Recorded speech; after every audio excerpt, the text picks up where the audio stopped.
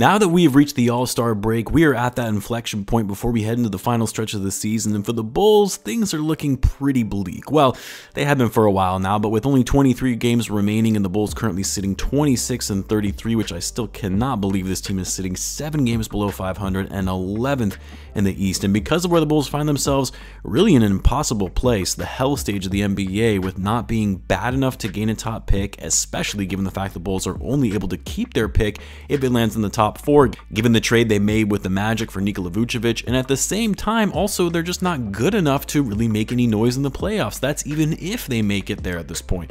And so it begs the question that I've been seeing from a lot of Bulls fans. Should the Bulls just call it a season, which it seems like some players have already been treating it that way, rest your better players as much as possible, give the younger guys some run, and focus on their development and try and lose as many games as possible to somehow try and keep your pick in 2023? Or should the Bulls still be trying to turn things around to actually be a competitive team in the NBA? Well, that's what we'll be discussing in this video, and a big shout out to our sponsor of the video, Underdog Fantasy, but more on that in a little bit. So what's going on, everyone? You're listening to Bulls Central here. Hope you're all doing well.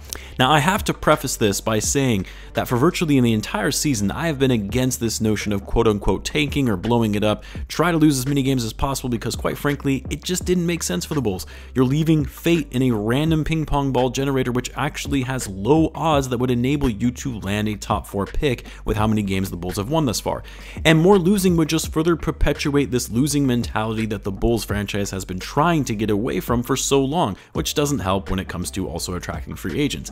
And at the time when people were saying that the Bulls just need to blow it up back in, say, late November, early December, it was just way too early into the season to be throwing in the towel.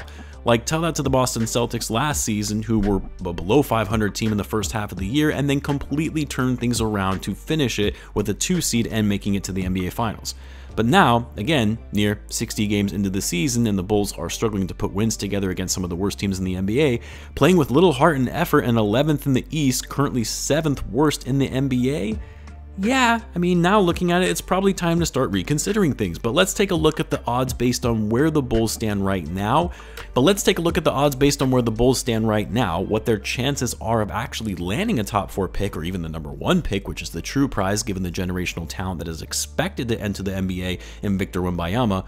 What do the odds look like versus the chances of the Bulls actually being able to make the playoffs with the rest of the schedule they have in front of them? Now, if you go to NBA Tankathon Tracker, as I mentioned, the Bulls currently have the 7th worst record in the NBA, meaning if the season were to end today, the Bulls would most likely land the 7th pick if everything held true to the draft lottery based on the highest odds for each selection, which would mean the Bulls would be sending the number 7 pick to the Orlando Magic because it falls outside of the top 4. Not ideal, but for those that don't know, unlike in a lot of other sports that simply just give the top picks to the teams with the worst record in order of who finished with the worst record, second worst record, and so on, the NBA has a draft lottery in which you can actually move up in the draft based on where you finished in the standings and the number of ping pong balls you get in the lottery drawing itself.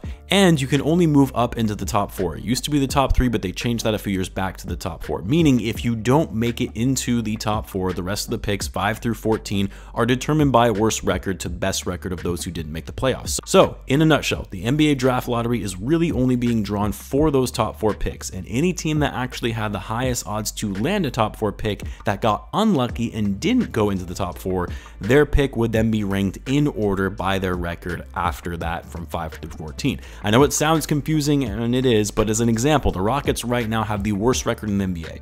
If they ended up not landing in the top 4, which would be highly unlikely as they have the highest odds to do so, they would get the 5th pick. That is the lowest pick that they could possibly get. And it's funny because I actually simulated the generator, and the first time I did, the Rockets did in fact fall out of the top 4. So picks 5 through 14 onward will go based on the record for each team. In this instance, the Magic, who currently have the 5th worst record, they jumped up to number 1. OKC, who were slated to get the 13th pick, made a huge jump to number 2, which is why you see the following teams 6th onward, because both Houston and San Antonio fell out. They would get picks 5 and 6. And after that, every other team would get their pick based on where they finished in the standings, falling 1 spot because, again, OKC jumped up to the top 4. So, long-winded explanation, I know. I'm sure some of you got bored and clicked on to the next video, but there is a point to this, I promise, and it really resides in the percent odds the Bulls have of actually keeping their pick. And as of right now, with their current record, the Bulls would have a 32% chance of landing in the top 4 and a 7.5% chance of getting the number 1 pick. Now, it's important to note that in 2008, the Bulls had a 1.7% chance at getting the number 1 pick, which they ended up netting Derrick Rose as a result. As of right now, the Bulls actually have a much greater chance at getting the number 1 pick than they did in 2008. Speaking of which, if you like making predictions and maybe want to win a little money on the side, then you're going to want to hear the offer from today's sponsor, Underdog Fantasy. As I've said before, the offer aside,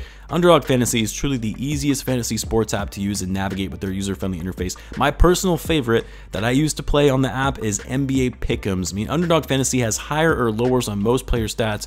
You can just pick higher or lower on whether you think Zach is going to score more than 22 points when the Bulls get back to playing games again.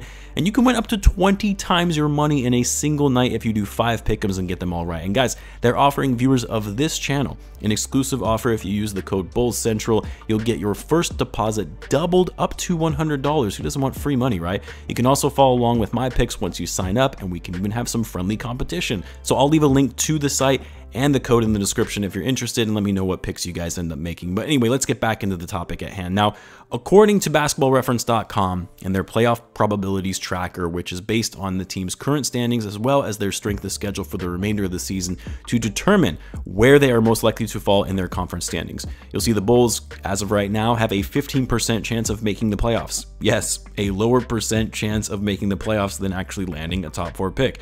The Bulls have a 21% chance of finishing in the top 10, meaning they'll make the last play-in spot, but keep in mind, if they make the play-in but don't advance to the playoffs, that would still mean they have a chance at a lottery pick. And you'll also see the Bulls have a 56% chance of missing the play-in entirely. Yikes. So for the Bulls, a 15% chance of making the playoffs, meaning an 85% chance they're going to be a lottery team. A 0.2% chance of finishing as the 6th seed. That's the highest that they're projecting them to finish right now. So even if the Bulls do make the playoffs, they're going to be playing one of the top 3 teams in the East, which as of right now would be the Celtics, Bucks, or Sixers. So I think most will agree that's a first round exit. And then 32% chance of landing a top 4 pick. Not great, Bob. So at this point, the Bulls would need to ask themselves, is it worth fighting to keep grinding and going through the frustrating season for a 15% chance at getting bounced in the first round, or do they throw in the towel, get the younger guys some experience, and try and increase those odds of landing a top 4 pick? Because keep in mind, the Bulls are only a half a game ahead of the Pacers for the 6th worst record in the league, and just 2 games ahead of the Orlando Magic for the 5th worst record in the league, which would bump their odds of landing in the top 4 to 42.1%. They're not going to get better odds than that because the 4 worst teams in the NBA, the Hornets, Pistons, Spurs, and Rockets, are all so far behind the standings that even if the Bulls lost the majority of their games for the rest of the season, it would be hard to catch them because we all know that those teams are going to also lose the majority of the games for the rest of the season. So really, the Bulls, if they choose the tanking route, they could improve their chances of landing a top 4 pick from 32% to 42% and increase their chance of hitting the number 1 pick from 7.5% to 10.5%. 10.5% chance of landing Victor Wembanyama versus a 15% chance of getting beaten up in the first round of the playoffs.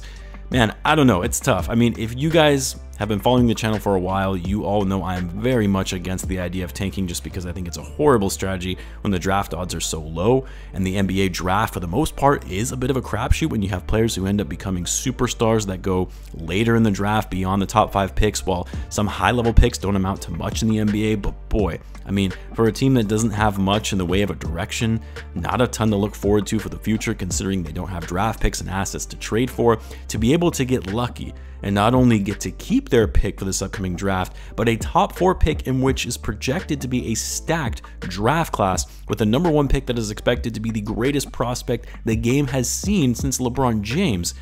It's all just so tempting. At the end of the day, I still don't want to see my team losing. It's so frustrating to see that talent go to waste. It's frustrating to see the prime windows of DeMar DeRozan and Nikola Vucevic closing as they get into their mid-30s.